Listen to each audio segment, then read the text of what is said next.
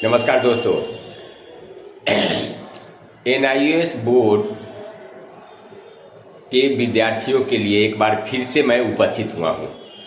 एनआईएएस board के जितने भी ट्रेंड टीचर हैं वो प्रधानमंत्री से अभी तक मिले या नहीं मिले, या मिलने का समय लिए या नहीं लिए। अगर समय आप लोग नहीं लिए और उनसे नहीं मिल रहे हैं तो ये गलती आप लोग की है, पहला।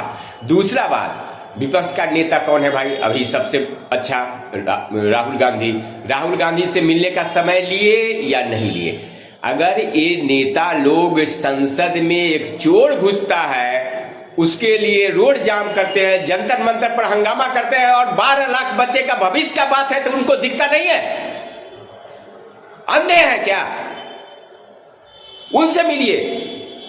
आलतू फालतू अटर पटर देशद्रोही गतिविधियों में शामिल लोगों के लिए यहाँ जंतर मंतर पर प्रदर्शन होता है, लेकिन जायज जो 16 लाख बच्चे हैं जिनका भविष्य अंधकार में है उनके लिए कोई प्रदर्शन करने वाला नहीं है। किसी को वोट मत दीजिए। आप लोग सब नोटा दबाइए 16 लाख, तब ये देश सुधरेगा। और कोई कुछ बोले तो मनीष कश्यप की तरह उसको जेल में डाल के टाटा लगा दीजिए, अंदर कर दीजिए। ऐसे देश नहीं चलेगा। और आप लोग में सबसे बड़ी कमी है ना कि एकता में बल होता है, एकता आप लोग में है नहीं। एगो ईर घाट एगो पीर घाट, ऐसे थोड़े चलता है। अरे 12 लाख बच्चे हैं, 2 लाख बच्चे, जंतर मंतर पर जाइए, राष्ट्रीय चैनल में न्यूज बनेगा, प्रधानमंत्री से लेके सारे मंत्रियों पर दबाव पड़ेगा। अभी सारी पार्टियां इलेक्शन मोड में आ गई है और अभी आपको छक्का मारने का जरूरत है। सारे पार्टी के नेता से मिलिए, उनका हाथ गोड़ दीजिए, वंदन करिए, अभिनंदन करिए, उनको बताइए कि 16 लाख का मतलब है 1 करोड़ वोट। जब तक नहीं बताइएगा, अपनी शक्ति नहीं दिखाइएगा, फिर 5 साल बाद कोई पूछेगा नहीं इलेक्शन के बाद। इसलिए सारे नेताओं से मिलिए। राहुल गांधी हैं, मल्लिकार्जुन खड़गे हैं, जितने नेता हैं सबसे मिलिए। हमारे यहाँ राजस्थान के हैं दिग्विजय जी, उनसे मिलिए। उनको आलतू फालतू चीज पर बहुत बयान देते हैं, लेकिन इस पर नहीं देते हैं। अखिलेश यादव से मिलिए,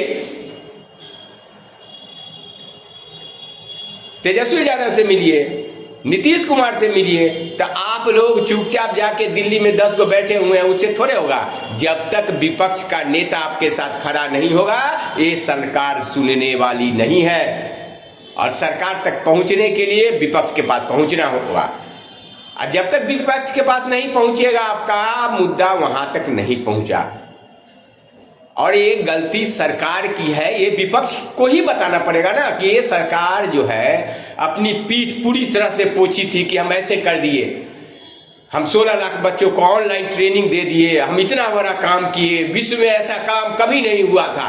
तो विश्व में कभी नहीं हुआ था, इतना बड़ा काम किए, लेकिन बच्चे को पहुंचा दिए रसातल में।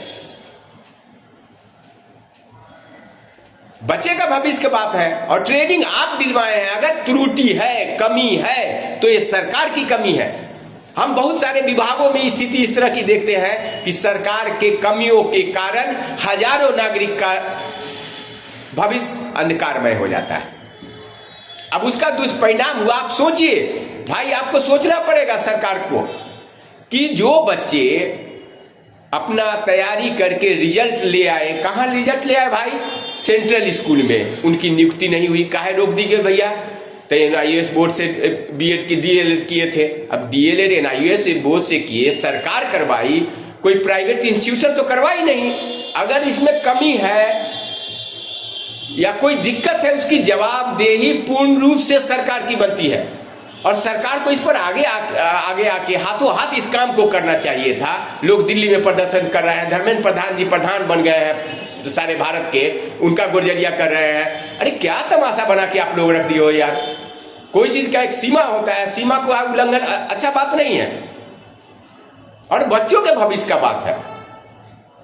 और वो लोग लगातार 4 साल 5 साल से अपने कैरियर को शिक्षक के लिए ही प्रतिबद्ध कर दिया। अब जब शिक्षक के लिए उन्होंने प्रतिबद्ध कर दिया तो दूसरे दिशा में तो जा नहीं सकते। इस बात समझने की है।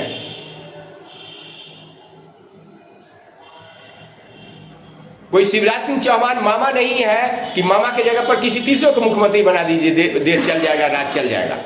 यहाँ बात है बच्चों के भविष्य का। अब उनका भविष्य दूसरे ओर जा नहीं सकता है, और तैयारी कर रहे हैं इसी में। उनका रिजल्ट, अब सबसे बड़ा बात है कि रिजल्ट भी बार बार उनका हो रहा है। वो अयोग्य है, अकर्मण्य है, उस लायक अगर नहीं होते रिजल्ट नहीं आता। जब रिजल्ट बच्चों का आ रहा है तो सरकार की ये जवाबदेही बनती है। और ये बहुत बड़ी बात है कि गरीब, गुरबा, शोषित, पीड़ित, वंचित, जिस समाज की राजनीति विपक्ष और सत्ता पक्ष करती है, उन्हीं परिवार के बच्चे हैं। सरकार को समझना पड़ेगा, क्योंकि ये लोग कम पैसा में डीएलएड इसीलिए किए कि हमको नौकरी मिल जाएगी। बहुत सारे छात्र ऐसे हैं जिनको डीएलएड करने का गुंजाइश नहीं है, 1.5-2 लाख देने का औकात नहीं है उनको, वो लोग डीएलएड किए हैं। और उनके साथ इस तरह का कुटाराघात इस सरकार को और मोदी सरकार को खास के शोभा नहीं देता है।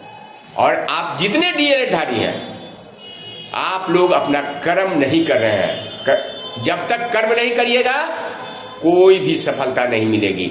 एकता में बल है, सारे लोग एक साथ जुटिए। अगर भविष्य बनाना है तो थोड़ा प्रयास तो करना पड़ेगा, और थोड़ा नहीं, कठिन से कठिन प्रयास करिए। 4 दिन भूखे रहिए, कुछ भी हो जाए, जाइए जंतर मंतर पर जूता पालिश करिए नेताओं का।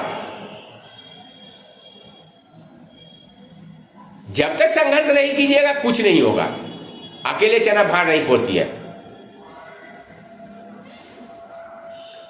मैं आशा करता हूं कि इस वीडियो के पास NIOS बोर्ड के जितने भी नेता हैं जो 15-16 लाख बच्चों का प्रतिनिधित्व कर रहे हैं, वो राहुल गांधी से मिलेंगे, तेजस्वी यादव से मिलेंगे, अखिलेश यादव से मिलेंगे, माननीय मायावती जी से मिलेंगे, सबसे मिलेंगे, ममता बनर्जी से मिलेंगे, सबसे मिलके और आग्रह करेंगे। ये लोग जब तक नहीं आएगा क्षेत्र में, फील्ड में, तब तक आपको कुछ नहीं सुनने वाली है सरकार। जय हिंद, जय भारत।